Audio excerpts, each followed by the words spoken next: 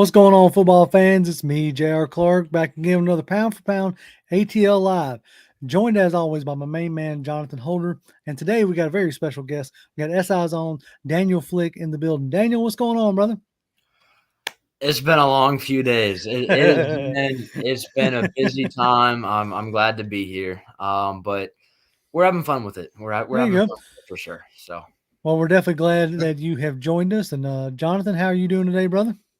Man, it is a beautiful day in Falcons country, man. It's been a long time since we've had this kind of movement in regardless of day one, day whatever in free agency. It's been a long time, so it's been nice to see that. I know it's kept Daniel busy, but it was a joy yesterday for me to sit on my couch, not have to write any stories or anything, and just enjoy it as it happened. wish I could relate, man. Hey, hey, man, but you live in your dream, though, right? Oh yeah, Yeah, 100% every day, there it is. every day. There you go, Well, before we get going too much, Willie Docton tipped us $10, which we appreciate greatly. man. Way to go, Willie. He says, 2 words, let's go. Can y'all give a mid-semester grade for Terry Fontenot and how he has handled free agency? This is what we're going to be talking about today. We can get his final grade after the draft. Thanks for P for P. We are definitely going to be, giving our thoughts throughout the whole show. So, yeah, right now I would say like the grade is high, like for me, but right off the cuff, I would say an A, but very rarely do you win the season in free agency. But like I said, we'll get into all that going on. Daniel, out of just like right off the rip, what Yeah, was like your favorite low key signing, so to speak? Low Because we're going key. to, yeah, we're going to spend a lot of time talking about the big names and all, but there were a few little low key moves that were made of yesterday. So I'm curious to what do you think? The Caden Ellis signing I thought was very interesting. I like that one quite a bit. If you look at the way that he was used with Ryan Nielsen last year, Yeah, I think I was telling one of my friends this last night. It's like around the league, you'll see a guy that really had 1 year of production, and it's like, can he carry that over? You're putting right, him into a scheme with a coordinator who was with him last year and a GM that signed him who knows what he's made up of. And so I think that tells you all you need to know about whether or not he can, I guess, replicate that in right. Atlanta. Mhm. And I think that removes some of the risk that was there already. And so to me, I feel like you're getting a really athletic middle linebacker who can really run and is really, really good working inside. So There you go. I think he's a lot of fun. I think he'll be a really, really good piece at the second level. But so that was a pretty late night move. I wasn't expecting that. Yeah, Saw it and I was Yeah. like, that's pretty that solid. was that was something that we had talked about with the like today's like thumbnails, all like talking about being like reunited, right? You got three guys who get reunited with coaches that they've played under. And he was a one that was very interesting. Jonathan, before we hit the bumper in the bring in intro, what was your favorite low key signing? I mean, I'm gonna have to agree with Daniel. Like I mean, yeah, I could say, man, I love bringing opinion back, man. That was just I couldn't Come believe on, that. that was I my could have come gone on. there, but We no, but love no. special teams. Yes. Yes, absolutely. Okay, special teams was awesome last year. So That's right, as much, and so I think that part of that is one of the reasons why we brought back Smith, right, the fullback. He's a great special teams guy, but he's also just probably a good locker room like culture hmm guy as well. But yeah, my favorite signing yesterday is probably Ellis because I feel like watching him and I haven't watched extensive tape on him or anything like that, but I have watched a little bit and just watching him, he feels like he's not going to start in New Orleans over Demario Davis and the guys they got. This guy feels like a Michael Turner type move where Mm. you get the backup who is good enough to be a starter, but you've already got really good starters in front of him, like LaDainian Tomlinson was for Michael Turner. This guy feels like he could be that guy who moves somewhere else, becomes the starter. It just wasn't going to happen in New Orleans. Moves here. He's with guys that he knows, who knows how to use him.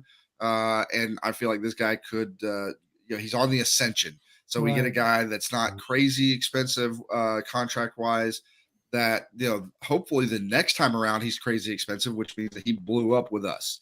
Right. And that's the hope. So There you go. but I agree that the Ellis signing is probably the best kind of low key of what has been done so far. Well, I'll give it to Pinion and Smith. Like special teams matters, continuity matters, and I like it. And I guess even though we already kind of into it, we might as well just go ahead and continue to get into it.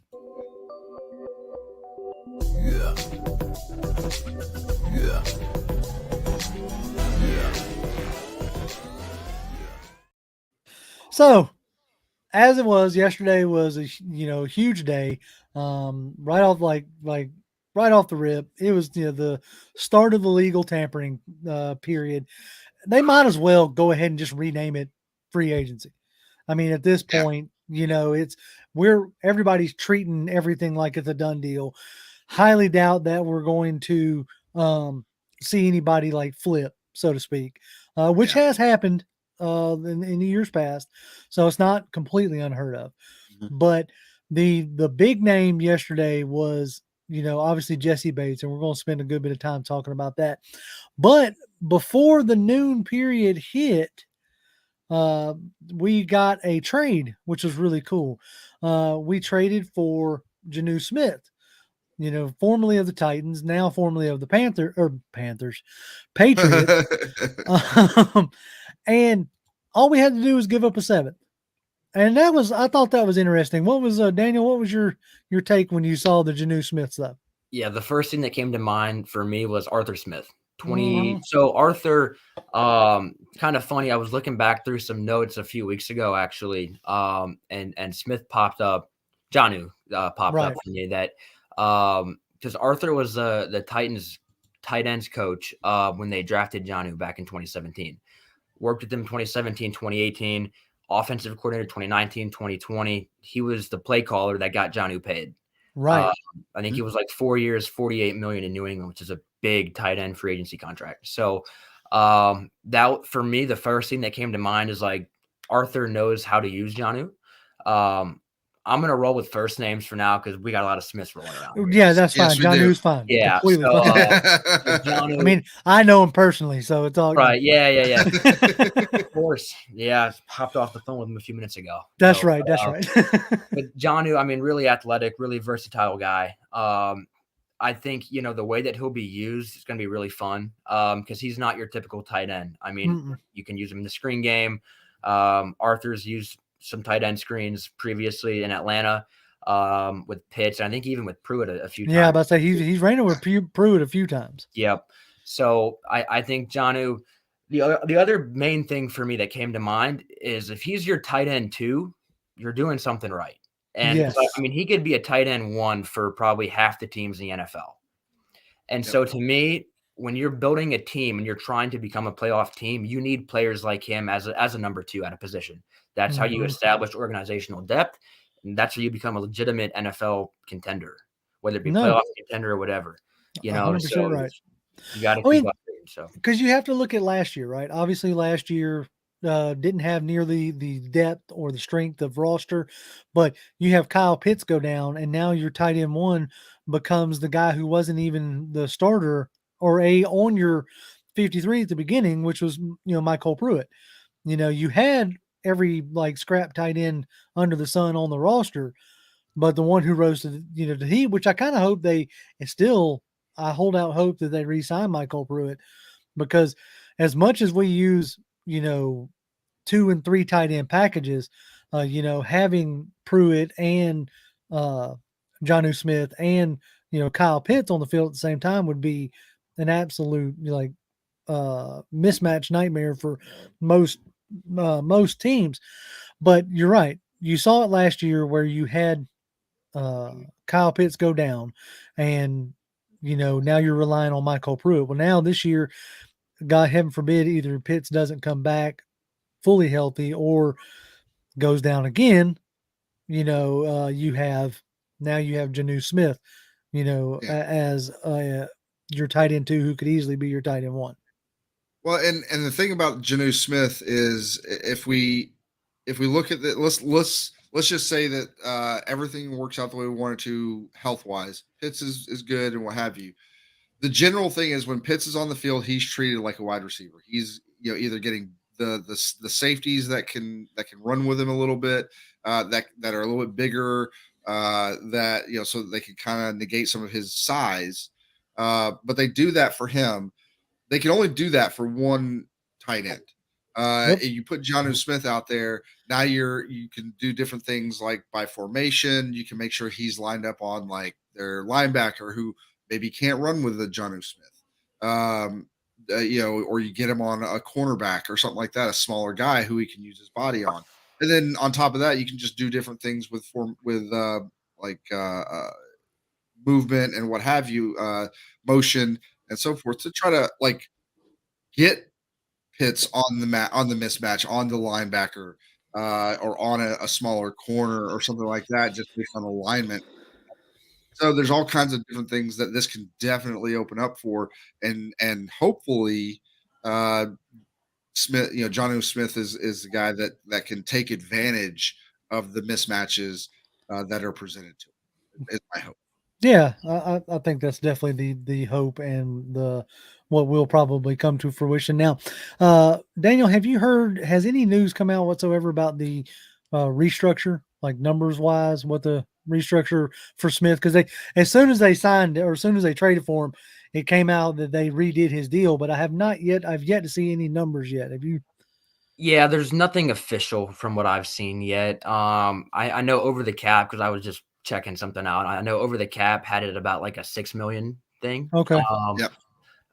So that's one avenue, but I'm not sure if it's a straight restructure or if it's some type of Like rework extension thing. or Yeah, something or like like a that. pay cut type of deal or anything gotcha. like that. No. So to answer the question, not sure yet, but I do think it's going to end up saving probably 4 to 5 million if I had Okay. to put a number on it. Yeah, Yeah, that would my guess is we won't know official numbers until tomorrow. like Wednesday, when Thursday, that deal something like becomes that. official. Right. But I agree. Like whenever I was thinking about it, I'm thinking like any kind of meaningful restructure probably is going to net you at least $4 to $5 million.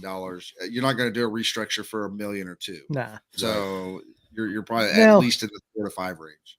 next up on the list of folks or of things that got done, I'm going to throw up King's comment. Let me get back to it.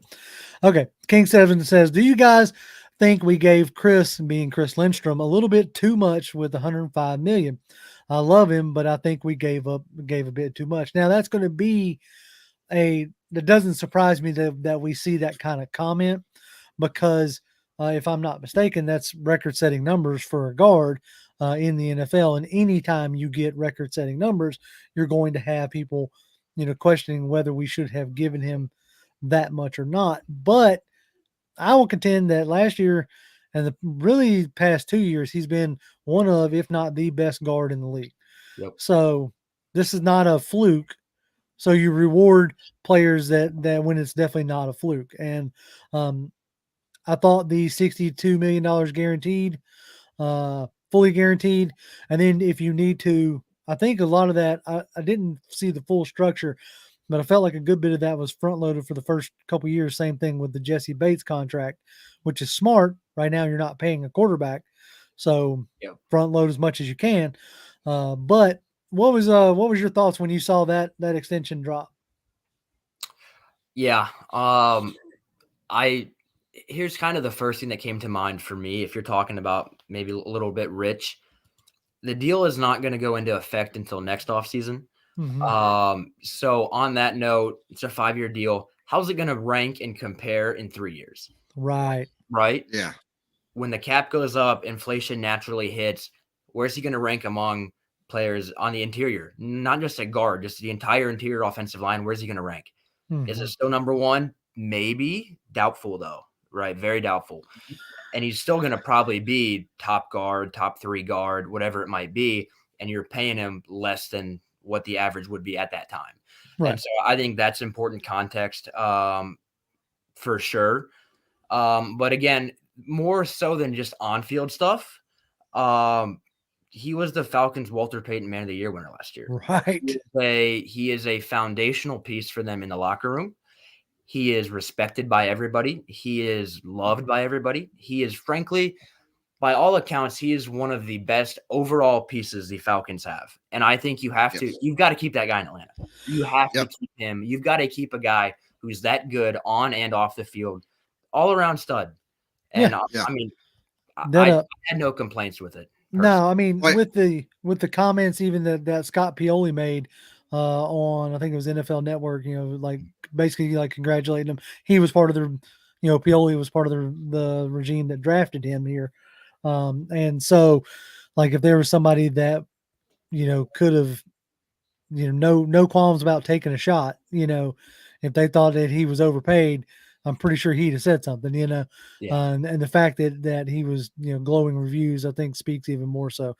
John, I think I might have started cutting you off with. No, you're fine. And maybe it was in the same thing. Like the thing that I heard, and I agreed with is when you look at it right now, who are the guys that are considered to be like foundational players on the team right now? Before this Lindstrom signing, you would have said Grady Jarrett on the defense, Jake Matthews on the offense. Those are the two, like they not just guys who do it on the field, they're guys who do it off the field in the locker room. Exactly what Daniel said. Like this guy is respected and loved in that locker room. Arthur Smith wants to bring this culture of like, hey, we will reward you for being like this, and like so far now you can add, so now in that circle you're going to have Jake Matthews, Grady Jarrett, Chris Lindstrom. Those are your three like foundational, like in that circle of this is what we want Falcons to be. Yep. And even if it was that, and maybe he was like the third highest rated or the third best guard in the league, he'd probably still get that same deal. Just to make sure that we are rewarding our guys that show this is what we want Falcons to be, and what we want our culture to be, and that's the reason why you sign that guy to that kind of a deal. I had no, and another thing Daniel said exactly, like 3, 4, 5 years from now, this deal is going to look like, man, we got a deal for this guy, because that's what happens all the time with wide receivers, quarterbacks, running backs. It doesn't cornerbacks. Doesn't matter who it is. That highest paid in the history of the NFL, 3, 4 years down the road, it's like, well, they got a good deal for him a few years back now. Right. That's how it always works out. Oh yeah, I mean, especially like you had your COVID year that kind of took everything backwards, but up to that point, that hadn't happened. The cap just goes up and up and up. So I don't think that it's that big of a deal. I'm glad he got paid. I'm glad that now there's another person that you can point on the roster saying, see, you come here, you do right, you can get, treated right and treated well. Unlike, you have other high profile players not getting treated as well by the organizations that drafted them. So, if you talk about things that, why would a free agent want to come play here because we ain't got X at quarterback or what have you, this is one of the reasons why. Because you come here, you get treated well. Like Lorenzo Carter didn't even make it to the tampering period, and he took a deal because he wanted to be here. So it's those kind of things that. Well, and Jonnu Smith is the same way. He's allowing the restructure of his deal to occur because he wants to be here. He wants to play here. He wants to play underneath Arthur Smith. Yep. So that takes care of that on the Lindstrom. We got a lot to get to today, so we're just going to keep right on trucking. I'm loving everybody's comments. Don't think that I'm not that I'm ignoring anybody, because I'm not ignoring anybody. I'm reading everything. Reggie C2K says P for P. What up? What's going on, Reggie? What up, Reggie? Our buddy Chris up there in Oregon and says he's been pounding the table for Gonzalez until he reads Daniel's article. Daniel, what did you say? Shout out Chris. Yeah. Yeah. So yeah, we're gonna get into all that good fun stuff as we continue. Now, on to the big news, on to the big splash, on to what will probably be the marquee of the offseason. I can't really see the Falcons necessarily topping this. this feels a lot like the Alex Mack from back in the day. You needed a center, you went out and got the best center. In this offseason, one of the things that we said that we needed to address was another safety, was a true, free safety. And so not only did you address it, you went out and got the best one. And that's, dude, you can't ask much more than that. As somewhat of a discount, like compared to what a lot of people thought he was going to command. Like a lot of people were like 20 million, 19, 20 million, and we got him at like 16 a year. AAV, whatever. Yeah. So Daniel, teeing you up, bro. Okay, so the very first thing I thought or I felt was relief. Yes, right. That was the main thing for me. Because I'm not sure if you guys saw, but the Sunday I had a full article about how the Falcons were like the favorite. Right. And I felt good about that. I had very solid information on that. I felt good. But at the same token, I knew a lot of fans were like, okay, like there was so much smoke. There was so much smoke. And I was just like, dude, it's almost too much. Yeah. It almost got like too thick, Right. And I was like, if this ends up not happening, there's going to be a lot of unhappy people in my Twitter DMs. But no, so relief first and foremost, excitement too, because I really think he can change the entire secondary. Oh, yeah. I had an article probably last month, I think, talking about how much he's going to help Richie Grant. Because I think Richie Grant is a very, very talented football player, but I think he's in particular very, very good at the line of scrimmage. Yes. When you put him in the box and you let him play forward rather than in reverse or playing sideline to sideline in the box more so than single high, he's really good. The Falcons just re-signed Caleb McGarry. 3 years, 34.5 million. Oh, snap. Okay. There you go. Okay. That's like what, 10 there it is. That's a little over 10 a year. Not bad. That's a really good deal. Wow. Not bad at all. Okay. Yeah, I'll take that. I'll take that all day long. Caleb McGarry. Everybody was thinking. Everybody was thinking like 17, 18. Yeah, maybe as high as 19. You had a few guys go real high, but with Orlando Brown still sitting out there, and like some of these other guys. Yeah, Schefter's out there. Like the league thinks he's a right tackle. Right. He wants to be paid like a left tackle. Exactly. And so, that's real good. At a little over $10 million a year, I'll take that all day long. That is a big, big win, in my opinion. Okay. I'm back with you. Okay. No, you're good, man. You're good. And we knew this is what the day was going to be. Yeah. No, yeah, McGarry, I guess we'll transition there if you want to or not. Yeah, might as well go ahead. Okay, yeah. So a lot of people thought he'd be a Bronco, and then the Broncos gave big money to McGlinchey from the 49ers. Yes. And when I saw that, the first thing that came to mind for me is like, he's getting 18 annual. Right. I mean, McGarry's going to get at least 20 is what I figured. And I was like, Ag would have been a value at that point. And so I tend to think that getting him at, what is that, 11.5 million a year? Yeah. It's like 11.3 or something like that. Yeah. Dude, that is awesome. Like hold on, it's our buddy Millie Mills says the whole Terry F baby. Exactly. Like that is straight up and down what that is. But again, that is a perfect example of giving, guy, like creating the culture of having people wanting to come back here. Could we have paid him $20 million a year? Of course we could have. But we know him. We know his value. You gave him a shorter term deal. I bet you a good chunk of that is guaranteed. And he gets in 3 years, if he keeps that trajectory, gets to re-sign again. Yep.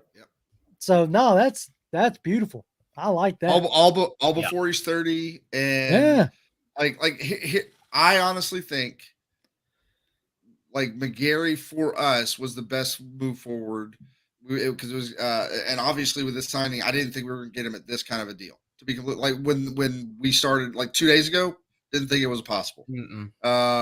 Getting him at this deal, great. But I like McGarry for the run game. I like the continuity. And right now, so as it stands right now, we're probably going to have The only thing that might change is left guard, or Yeah, that will maybe. change in some way, shape, or form. But left guard is going to be the only thing. But everybody else is the same. Coming back, the right side of that offensive line is going to continue to mow people down like they did most of the season last season. And this guy, I feel like McGarry has turned a corner, and I think he's going to. He may not ever be the best pass blocking No. right tackle in the league, but I think he's going to get better at that. And the run blocking is just the guy Oh, is dude. a road grader out there on the right side. I think I'm with Blizz 818 here. He says about to buy me a TF jersey. That's what I was laughing at. Yeah. I think that's great, dude. Like right now, if there's a way I might like just custom order a Terry Fontenot jersey because man, he is doing business. Like I was really curious to see what Terry Fontenot was going to look like with money in that aspect. Like was he going to make smart deals, or was it going to be we're going to have to turn into Jacksonville or Cleveland for a few years where you like overpay everybody to get him there? And so far, like you can argue in a way the the Chris Lindstrom deal, which I don't. But Jesse Bates coming in at 16 million a year. Now, after McGlinchey, who is arguably not as good of a right tackle as He's not. McGarry, He is and not. right. I can't say definitively because I haven't. I've heard a lot of people say that, so that's why I haven't like sat there and watched his tape. But with him getting the money he did from Denver, I was like, "There's no way. There's no way you're going to bring back McGarry for anything south of 20 million a year." And then what you just signed Lindstrom for, now you're talking about locking up, $40 to $50 million a year on the right side of your offensive line. That doesn't, that's not good business. So that's a good deal. That's a really good deal. Yeah, and I want to point this out too. There were a lot of people all year who talked about how the Falcons really made a mistake not picking up the fifth-year option. They just got him for a contract that is cheaper than what his fifth-year option would have been. Yep. I'm like live reaction. I'm blown away that they got him that cheap. That is his market value was I think 17 million annually. Yeah. They got him 5 million, 6 million annually cheaper than what market value was. That is unbelievable. It's got to me. I keep thinking like it's a shorter deal and it's got to be almost all of it's got to be guaranteed. You know what I'm saying? That to me, I'll be even more impressed if anything less than 30 million is guaranteed. Yeah. Like that's just me on that one because that's a deal that I never really did see coming. Wow. Okay. Yeah.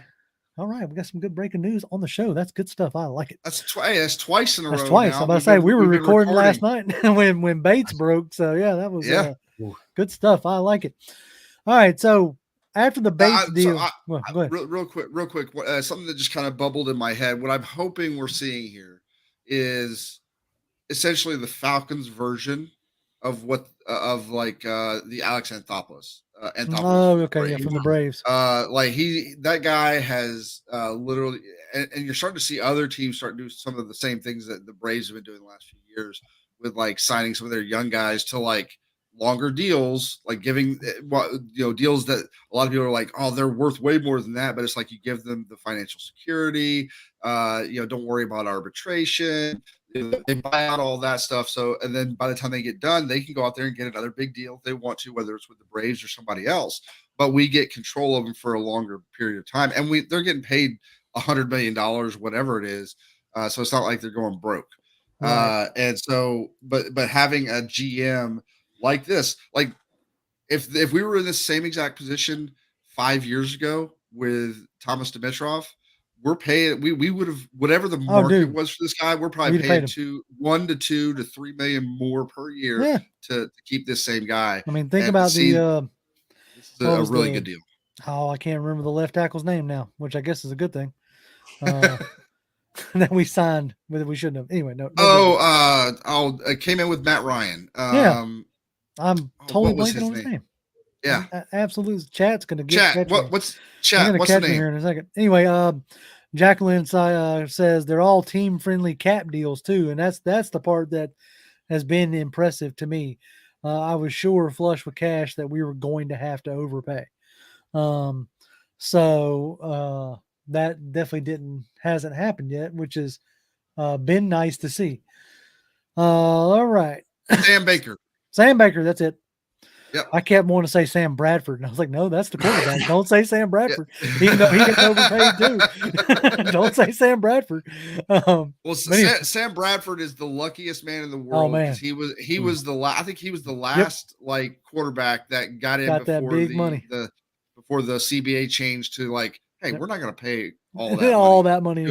Yeah, we're not going to pay some guy $40 million, signing bonus right out of college. That's right. That's right. So next up on the docket after we, we kind of went ahead a little bit in timeline order, but we bring in Janu, we re-sign or we extend Chris Lindstrom, and then one of the first like moves past the 12 o'clock period was David Onyemata, from formerly of the New Orleans Saints. So that was a move that I think me and Jonathan and a lot of people had talked about. I mean, it is a common thread that when you bring in a new coach, that they bring in players with them, to help translate what they're trying to say, to help the other guys, get up to speed. The fact that we didn't really do that much with Dean Pease outside of Rashaan Evans was a little like interesting to me, but what have you? It's we didn't really have the money to go out and do that kind of situation. So now we have the money, and it's like, hey, who are the guys you want to help you that? So we didn't have the money back then. Now we do. I think that's the reason why you didn't see that before. Right. 1 second. Fred, yes, I did see your super chat. It was just right in the middle of Daniel's talking, and I didn't want to be rude to our guest and interrupt him. But let me scroll back up real quick. I put it up on screen. I didn't know. You might have looked away when I did that. Let me see if I can find it. There it is right there. Bam. Says Fred, he tipped us $2, which we appreciate greatly. He says, we are the best team in the NFC, in my opinion. I don't know about the NFC. Like, still got Philly to contend with. I will say right now, I would like, if we're just basing off of what we've done in free agency and everything else, I would say that we're the best in the NFC South right this minute. But that could change like tomorrow. But yeah, like I still think it's at the top. It's going to be Philadelphia and San Francisco. Those are your two top. Yeah. Because San Francisco's still going to have that monster defense, and they just added Javon Hargraves to it. Right. So now Chris brings up a good point here. We'll get back onto the David Onyemata, is the fact that the Aints have to pay him or have him for $10 million on the books makes it even better. So the first time that David Onyemata sacks Derek Carr, that's a $10 million sack, and I'm gonna love it. Yo. Well, so okay, so what are your thoughts? Well, like when the Onyemata deal came up, Daniel, like when that deal happened, what did you think of the deal? And did it? I obviously my thought is going into this free agency, I'm thinking I want Draymond Jones or I want Javon Hargraves or I want Tomlinson, those guys. To me, I'm not saying he's a bad player. To me, Onyemata was like tier 2, like tier 1 Hargraves, those guys. Then tier 2 is Onyemata is like right, just below those top tier guys. So I was a little disappointed it wasn't one of the top guys. I like Onyemata, but I just want to see what your thoughts are on bringing this guy in. Yeah, I think when you look at what Tomlinson got from Minnesota, I think it was like maybe 15 or from Cleveland, sorry, 15 or 16 million annually. Onyemata, I think, is a better value for what you're getting compared to what you're paying him. I think Onyemata was I would have rated that signing higher. So I was pleased on that front. I also, with the way that Fontenot is and not trying to maybe overstep, I don't think if they had paid, for example, a Hargrave or a Draymond Jones, that they would have been able to have paid Jesse Bates. Like I'm just not sure that's what they would have, if they would have been willing to have spent on two big name free agents in that manner, that's going to be up to, 16, 17, 18 million on two guys alone. Right. And so I think when you get a tier 2 defensive tackle, when you already have a tier 1 defensive tackle, I think that's also important to note too. Because I mean, you can pair a solid pressure player inside with Onyemata, and then you can put an A-plus safety on the back end, pair him with Richie Grant. I feel like value-wise, if I was going to pay a safety versus a defensive tackle with the way that the Falcons roster is constructed, I'm pleased with the way they went about it. Signing Onyemata for $12 million annually. I feel like when you look at what he does, I want to say he had like a 10% pressure rate last year. The Falcons' defensive tackles averaged 5%, and that was with Jarrett having like 17 quarterback hits and however many sacks he had. I think it was like 7. So 6.5, the Yeah. 6.5, something like that. Yeah. I think it was 6.5. Yeah. I mean, but Onyemata had 5. So I mean, Right. now Tony brings up a point here when talking about Onyemata is like he says the best ability is availability, which is a motto that you'll hear me like spit back a million times. He goes, I just hope Onyemata stays healthy, then it's on the field to help the team. Now, I guess maybe I haven't had a chance to really dig into Onyemata. Is there health concerns with Onyemata? I didn't seem like I felt like there were anybody really saying that. Yeah, he I want to say he's missed a few games in most years. I do believe he played in all 17 this past year. If Okay. I'm not mistaken, I believe got he you. did. I think he started every game. I do believe. Okay. Yeah, the only thing I really heard about him as far as availability goes is I know he had like a PED suspension, like a couple of years, 2-3 years ago, something like that. Okay. Other than that, I mean, he's probably no more injured than just about any other interior defensive guy. You know, maybe he has to take a game here and there, but I don't, and maybe he just doesn't have quite the load in some games trying to get better from certain. Well, and hopefully hopefully he doesn't have to shoulder the whole load. Like that's like, Nick said earlier, finally get Grady some help. Well, in that terms, like you get Grady help, that means Grady is also his help. And then you're bringing back Taquan Graham, who was an ascending player last year coming into his third year. Hopefully he bounces back from injury well. And now you have at least 3 pieces, if not more, if they decide to bring back Dickerson or Horn, or if they go out and like say we get real lucky and Jalen Carter falls and we get him at 8, then you have even more help. So who knows in that aspect. But I really did it. I like the Onyemata signing. It made sense. It was one of the ones I expected, along with the Caden Ellis. I didn't necessarily expect it day one, but it didn't surprise me when it came through. Any final thoughts on Onyemata before we keep this train rolling? I like that you mentioned Taquan Graham. I'm personally am very high on his future.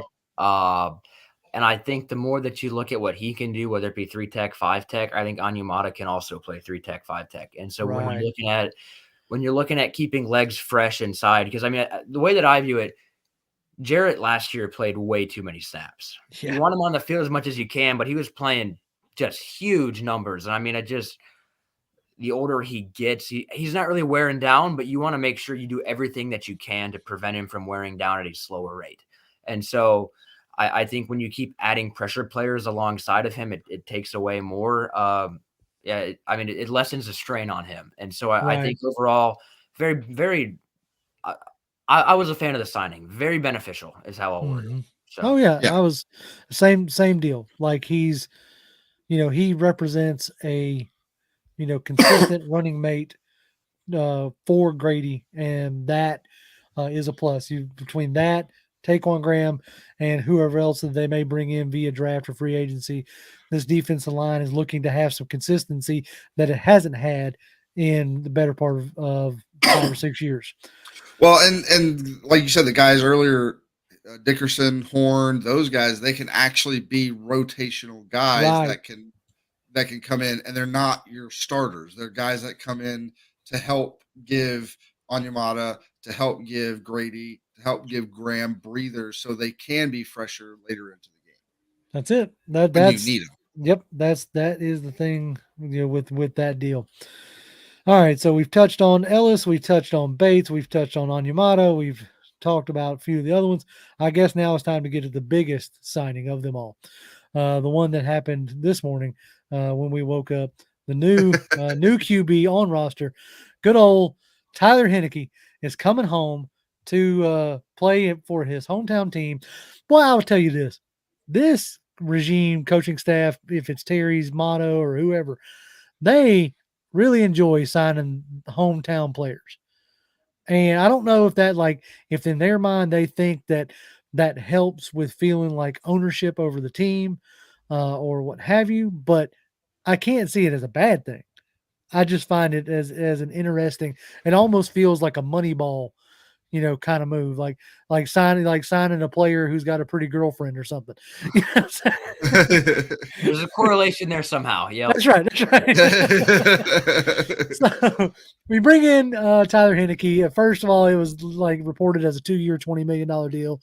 That kind of had everybody's feathers like ruffled a little bit on Twitter. But then as the structure came out, it really kind of showed out to be a 1-year, $7 million deal with a lot of playing time and incentives, played with it. What was your initial reaction to the Tyler Heineke, the most important signing so far? Yeah, I mean, obviously, the very first thing that came to mind is this is a commitment to Ritter on the spot. It's like, okay, Yeah. like and I personally, I was a fan. I am a fan of Lamar Jackson. I think he's a great player. I'm not going to get into all that stuff philosophically, but I think when you're looking at the way, me personally, from a team building perspective, I love the idea of just trying to attack with a rookie quarterback. I mean, you've seen what they've already been able to put together with having the quarterback on a rookie deal and what they've done the last 2 days, right? Yep. I love the value that it brings, and I felt like Ritter did enough to where you could justify bringing him back for a year. And if you end up, letting him walk, or even just say you bring in somebody else to, a bridge option or whatever it might be, and it's like as a starter, and you're not trusting Ritter, and then I just feel like it sets the franchise back, in my personal opinion. And so I feel like when you bring in Heineke and you commit to Ritter, I feel like if he hits and if he ends up becoming the player that they think he can become, I think it really vaults. Oh, shoot. We lost Daniel. Somebody said he was talking. God. No, you're still there, Dan. Just take your time. It's all good. He was talking good about Ritter. And, I hit my keyboard. I hit my keyboard and like it flopped up. Anyways, I feel like when you bring in a player of the caliber of Heineke's caliber, and the contract that he's on, it obviously signals a commitment. And so I feel like that was for me the main thing. Right. And so, and I want to point this out. You mentioned Georgia players, right? Right. I mentioned at the combine, they put Peach emblem alongside everybody from the state of Georgia. And so to me, when you see that on the board, it's one of those things where it's like, this guy sticks out naturally. And so Willie Doc. Did you see that, Daniel? Willie Doc said Mariota threw an errant pass. Sorry, I had to throw that out. That made me chuckle. Daniel laid out for it, man. He was looking like Pitts running up the field. That was good. 5 yards. Yeah, no longer. Oh man, that was good stuff. That was good stuff. No, that's never happened before. I've never on a podcast. I bet you next time around you're gonna have things a little bit more secured there. Oh yeah, no, for sure. Could probably change that right now, actually. No, you're good, man. You're good. Back to Heineke. Yeah, back to Heineke. The contract, I want to say he's only got about like $6 million on the table for him right now, committed to him, fully guaranteed. Mm-hmm. There's I think $6 million in on-field incentives as well, that if in an ideal world he won't get the chance to get. Right. And he knows that. Mm-hmm. Like he knows what he's coming here for.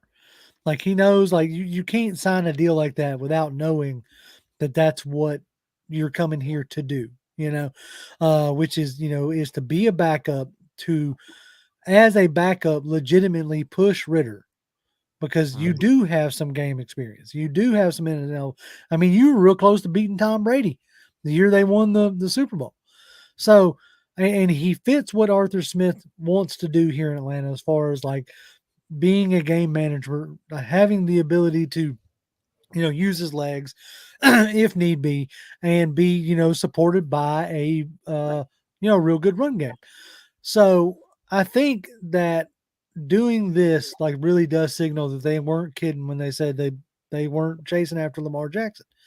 And I highly doubt now that you're going to have them even go after anybody in the draft. Now, all that could change if the person they fall in love with, A, if they fall in love with a QB prospect, or B, if they're the QB prospect they fall in love with is sitting there at 8. I think this move precludes them from jumping up to get anybody.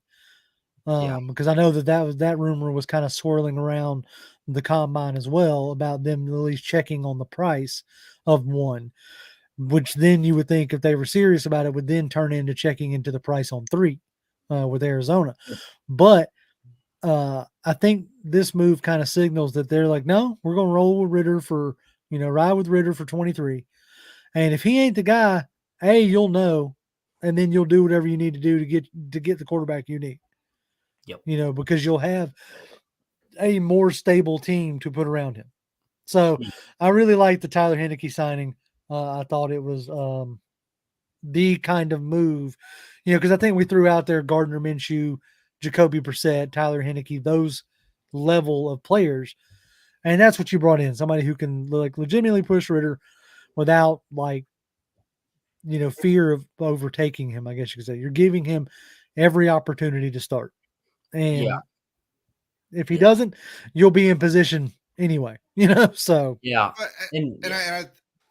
I'm sorry, I don't mean to cut you off, but I think when we're sitting at 8 here right now, you look at the likelihood is that within those first 8 picks, 4 of those picks are probably going to be quarterback. Stroud, Young, Richardson, although I think Richardson is a gamble and a half, but some team is going to look at it and say, this is the guy, and Levis. I think those 4 guys are going to be gone top 8 picks. I think they look at where they're at and they're saying, okay, if those 4 guys are gone, whether it's 1, 2, 3, 4, or just within the top 5 picks or whatever, what's left of whether it's Will Anderson, Christian Gonzalez, Witherspoon, Jalen Carter, if I think they feel like if any of those 4 guys are they will have a chance at one of those 4 guys, and I think they're probably those are all really good players, and we'd be fine taking any one of them. Oh yeah. And so I don't think there's, unless somebody wants to give us an absolute haul to move to 8, I don't think we're going anywhere. No, I think we said right where we were at. What were you going to say, Daniel? Adding on to Heineke, I kind of had this thought as well earlier. When you kind of bring in the pieces that you've brought in, I feel like realistically the Falcons with the pieces that they have from last year is still coming over. And then some of the guys they've added, I feel like they think they have a shot at the playoffs. And JR, as you mentioned, you're going to find out pretty quick if Ritter can be the guy. And so if you're in week 5 and you're 1-4 or 2-3 and Ritter's just clearly not the guy, Heineke's proven he can win you games. Now, again, you don't really want him on the field. And in an ideal world, he does not touch the field next year. Right. But in case of emergency, in case Ritter is just not good at football, right? It's the type of deal where Heineke can realistically come in and the guy's a gamer. The guy's a gamer. He can win. I mean, I think when he took over for Washington, I think they reeled off 5 straight last year. Right. One of those was over the Falcons, if I do recall correctly. I believe so. Unfortunately. Thanks, Daniel. Appreciate that. Yeah, no, for sure. But he can win you games and he can keep your season afloat. He's not going to win you, a playoff. He's not going to take you deep, throughout the playoffs. But I mean, he's a guy that can realistically, if you're having a rough go, he can stabilize things for you. And I feel like if you're going to take the risk on Ritter, Heineke's kind of a safe fallback. So, I think it's a smart, calculated move. It doesn't cost you a ton of money. If Ritter is showing promise, it costs you $7 million. Yeah. If Ritter's not showing you promise and you pull it, you like you said, Heineke's a gamer, can come in and keep it rolling. Maybe you get into the playoffs, have some fun there and then figure out your quarterback situation afterwards. Or you'll be in position to, draft a quarterback and then you move on from Ritter. It's not, the end of the world in that aspect. So right now, what do you see as our most glaring need? Because Terry Fontenot has made it abundantly clear that he views need as a free agent fix and BPA in the draft. So if that's what we're still working under the assumption of, somebody asked how much cap space did we think we still had, not factoring in the Caleb McGarry deal.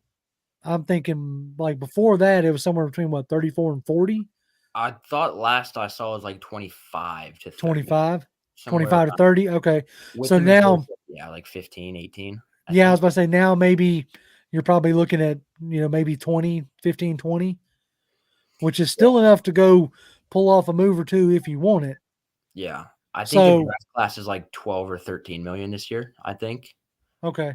if I'm not mistaken. But again, there are still ways to open up cap. So, Oh yeah, you could restructure. There's the idea that you might release Hayward, which I don't know if they'll do that if they just signed Bates with them being represented by the same guy. I don't know, but either way, or like so. Anyway, back to my original question? Like, what represents the biggest need as of right now? yeah, I think when you think about what Ryan Nielsen is trying to run up front, you need a 4-3 defensive end. I think that's the main thing. I mean, right now, I think Ade Ogundeji will be the starting 4-3 defensive end. With the way the roster is constructed right now, I think that's probably who it would be. And I think he's not going to bring you the pass rush juice that you want. So Right. they tried to sign Marcus Davenport, came up short on that, which I personally was okay with. Yeah, I'm okay. But So you okay? I didn't see that report. So you heard that Yeah. they were in. Okay, so they were in on Davenport. Yeah, so they were in, they came up short. And then if you think about the combine, they met with pretty much every top 4-3 defensive end. They met Oh with yeah, for sure. they met with Tyree Wilson, they met with Van Ness from Iowa. Like all those guys, they have done the work on. They have done a lot of work on those guys. So 4-3 defensive end for me is probably priority 1. Priority 2, cornerback. I think long term, Hayward's got 1 year max left in him. Yeah. And I think if you get, for instance, a Witherspoon or a Christian Gonzalez at 8, you've got one of the best young secondaries in the NFL all locked up for at least 3 years, which is very, very exciting in my personal opinion. Is there a free agent that you think is out there left that they may go after? At defensive end or corner? Either one.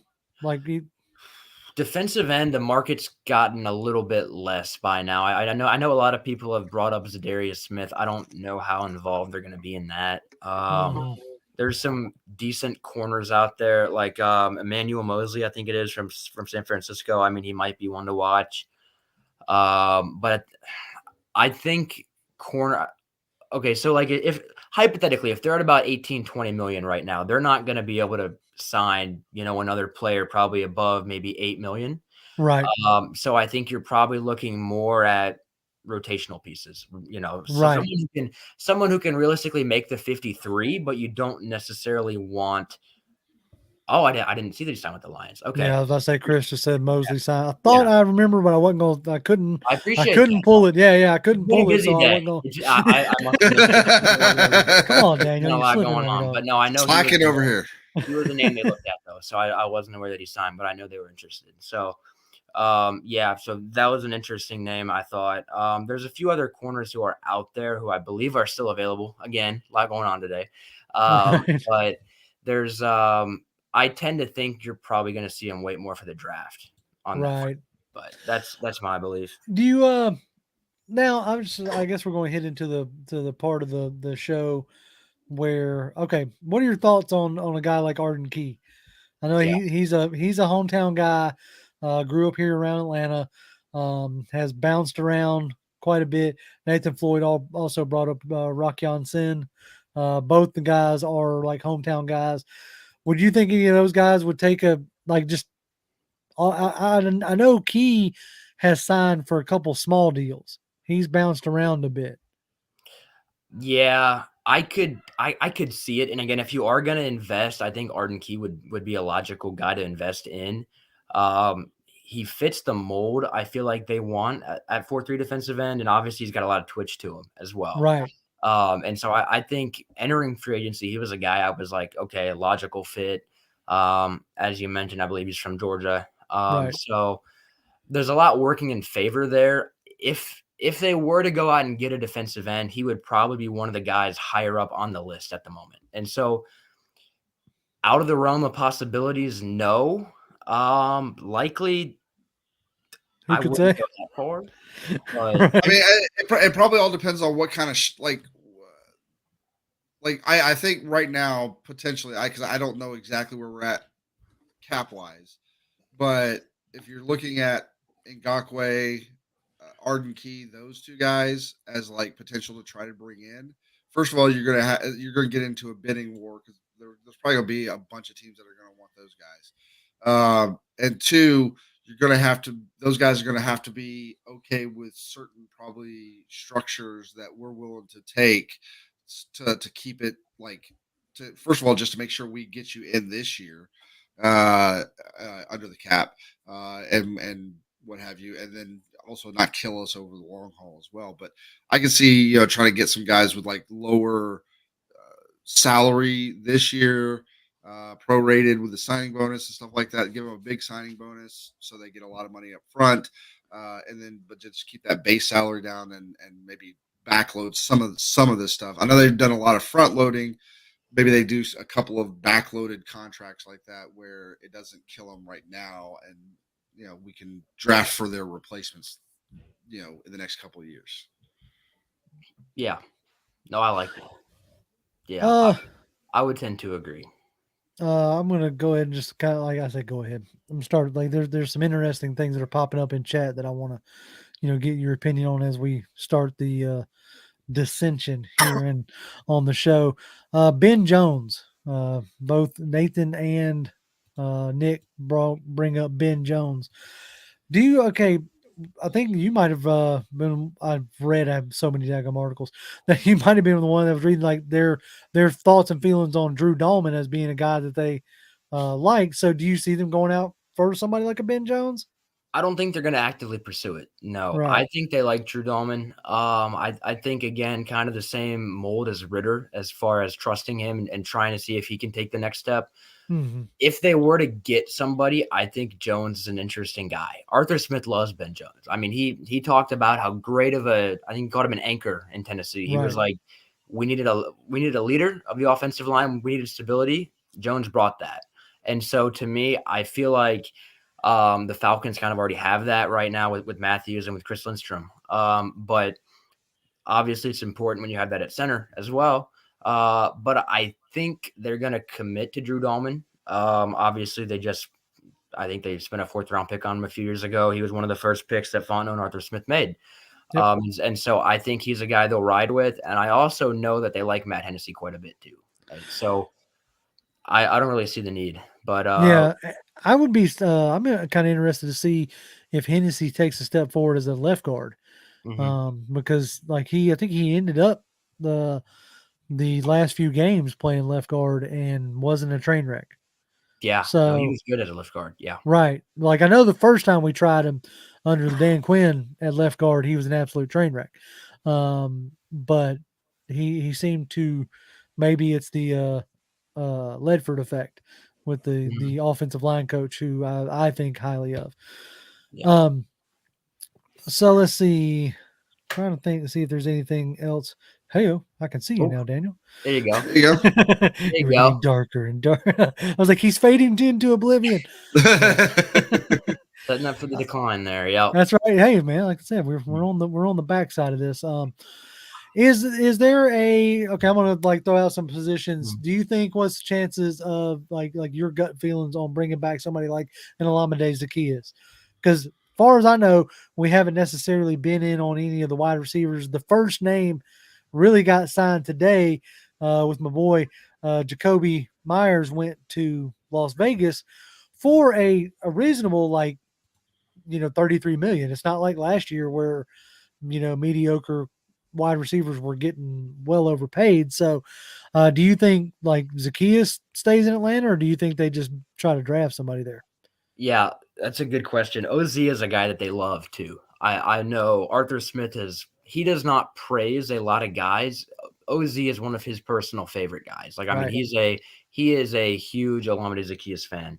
And so I tend to think at the right price, call it maybe 8, probably more like about 6 million, I think is probably a fair price for him. And so I think he would fit with what they have right now, salary cap wise. So I think he's for sure a name. What I do know is that they like quite a bit of the receivers in that 3rd to 4th round range, including a few of the guys that would play the slot, play with and have a lot of twitch to them. So on that front, I know that I don't think they're gonna.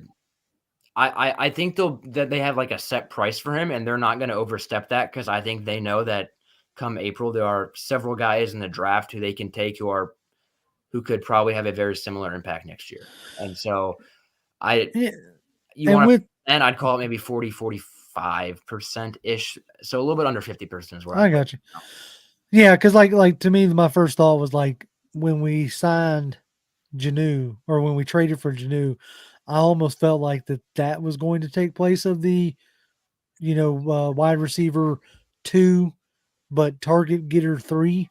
Yep. Because with Pitts coming back, now you're going to have your duo that you wanted and that you went out and drafted 2 years in a row, which was Pitts and London. And like so, with as run heavy as we seem to want to be, there's just not a ton of targets, going around, and so you're really looking for a wide receiver 3, really. Yep. And like Janu Smith could be that target getter 3, and then bringing either somebody back like a OZ or drafting, like because when I know that they had A.T. Perry at the Shrine game. Yep. Was he on their side? Yep. Okay. Yep. Yeah. AT was the top receiver on their Right. team too. So So, they got up close and personal with A.T. Perry. And then when I was down there at the Senior Bowl, there was a few like late round guys, or I say later draft guys, third, fourth round guys. Xavier Hutchinson out of Iowa. You got, Michael Wilson out of Stanford. That looked real good, along with Jonathan Mingo out of Ole Miss. So yeah, there'll be some guys who will be there in the third round, third, fourth round that will can easily step in and fill that slot role. I guess one of the only other positions free agent wise I want to ask you about is like running back. Do you think they actually get into a mix with the running back? yeah, I think we were talking about it all fair that they have been involved in, a couple of those guys. Obviously I mentioned Alexander Madison. I know they checked in on him. There's been rumors of them pursuing Montgomery from Chicago. I don't at the right price, maybe, because I mean he's got a pretty extensive history with Ragone, the offensive coordinator, and also Petrie, I think he's now the QB's coach, RB's coach. RB's, So, yeah. Petrie's the yeah, RB's coach. yeah. So he's got some experience with a few of those guys. So I think he's for sure a guy to consider at the right price. If the running back market keeps dropping, I think in particular he's one to look at. Where he's at now, probably about like 7 million. I'd say no. Right. But I do think it's a spot that they're going to be interested in looking at for sure, because I mean, with Huntley coming off the Achilles injury, you don't really know what that's going to look like. Patterson, you probably want him more as a scat type of guy. Right. Yeah, The Falcons. chat's asking about it, so I figure I'm going to ask you about it. Do you think they go after Derrick Henry at all? Yeah. Okay, No. good. I don't think so either. No. I mean, Yeah, the guy. I like the guy. I think he's been great. That's a lot of tread on those tires. And that guy, he could surprise us and be basically like a modern day Adrian Peterson, where he just seems to have crazy years long past when he should have fallen off a cliff. But I have a feeling like Derrick Henry, like if it's not this year, it's got to be soon. Where that production is just going to nosedive. Is my guess. If he proves me wrong, hey, I will eat crow on it all day long. But Yep. I'm not going to pay crazy money like he's going to want for that kind of guy at this point in his career. No. We were talking about cornerback earlier. I'm just kind of like getting into like grabbing stuff from chat real quick. Any news from Delilah HD says any news on Oliver? Yeah, like what's your thoughts on Isaiah Oliver? Like, yeah, so very good question as well. He was a favorite of Pease from last year. He loved him. He loved Isaiah Oliver. With Pease gone, I think the odds of him, it's kind of a Rashaan Evans situation, I feel like, where it's if Pease was back, then Oliver probably would also be back. With Right. Pace on, I think the odds are a little bit lower. I mean, you got a few good players still at nickel. I mean, Alford's coming back for his second year. I know they're pretty high on him. Right. And then also there's a few guys in the draft I know they like quite a bit. Well, My there's also like the keeps idea. yeah. Sorry, I think I cut you off when you said No, what it's fine. name. Continue. No, it's I fine. was, I was gonna say like there's also the idea like I don't know how much of like the scheme that Nielsen's going to try to bring over from New Orleans, but like they ran a lot of like 3 safety looks, and Fontenot, if I'm not mistaken, at the combine, his presser like alluded to, you know, big safety being Yeah, like your big nickel, which is 3 safety looks. So I know Oliver, he was interesting because he finished like the last couple games playing at safety, yeah. but you just signed Bates, and you got Richie. So I'm wondering like if how they view, like, is it Hawkins that they view as maybe the third Yeah. safety, or is it like Alford that they view as the nickel guy? Right. So When you look at Hawkins too, he had some really good reps at nickel last year, I thought too. He lost his fair share as well, which is why I'd be kind of hesitant to put him there. right, But I mean, Richie Grant played nickel in 2021 a fair amount when the position just got destroyed by injuries. right. So, I mean, he played his fair share of nickel then too. So you for sure have some options. Real quick in the chat, somebody What's up? Ray brought up Travius Hodges Tomlinson. I will point out that he was on the Falcons team at the Shrine Bowl. Okay. And those teams were handpicked by each staff. So who they wanted to coach, they drafted pretty much. So that's interesting. Yeah. Okay. They had an informal with him at the combine as well, which is secondaries coach talking with him. So I would imagine Steven He might Jackson, yeah. So he said it went pretty well. Okay. So, Well, that's a name to log in the banks there. Gentlemen, man, I think we've done it. Unless the chat has got something else that they need to and or want to talk about. Did I miss anything? No, I think, reps. Yeah, it's a good take. What was that? Do you also need those reps? Said Chris. That's a good take. Yeah, I like Alford a lot, especially like as we got later in the season. Like he had earlier, like his earlier work in the season, like he did some good stuff, but it was almost evened out with some of the bad plays that happened. But I think as that season we got further and further into the season, the bad plays were less and less, and the good plays were more and more. So I liked his progression from beginning to end. So what like as I'm just kind of meandering through my own thoughts. Bradley says Matt Ryan can sign a 1-day contract and retire as a Falcon. You can do that. That's about all. Like, and I still got him hanging. Well, I still got him hanging on my wall. You know what I'm saying? Like I love it, but he needs to. He just needs to take it off on into the sunset, in my opinion. Chalk up the bad year with the Colts as just that, as a bad year, and just call it a day. I just don't see a situation that is would be any good for him. I'll have a little fun on Matt Ryan coming here probably in a week or so. There you go. Yeah. Keep your eye out for that. It was I've gotten to speak with some people around him, so it was pretty cool. Oh, cool. That'll be coming out. Yeah, so that should be coming out a week or so, maybe whenever free agency kind of slows down. So right. Also, real quick, somebody asked about Trey Palmer. Shep 5X asked about Trey Palmer from Nebraska, maybe the second or third. I was told trending top 100 on Trey Palmer, so trending. So Okay. I'd say right now early fourth, mid fourth, with the chance to be late third. Trey Palmer had the most plays in the FBS last year, 70 or more yards. Arthur Smith wants explosiveness on offense. Trey Palmer is very explosive on offense. I wonder if they Tyler Scott has been a guy that they've banned, that name has been bandied around because of connection with Ritter. Obviously, I wonder if they try to go that route JR, that is indeed a name to watch. There you go. Okay. Yeah. Right. I'm not too far off base on that. Okay, good deal. Yeah, he's a name to watch. All right. So while we have you on, before we wrap this thing up, give me your number 8 pick. We stay at 8. We don't make moves. We don't trade anybody. Who you picking? You are Terry Fontenot, little balder, but who you got it at 8, my friend? So here's the thing. I'm gonna pick Christian Gonzalez, even though all the trends that what they've done is saying Witherspoon.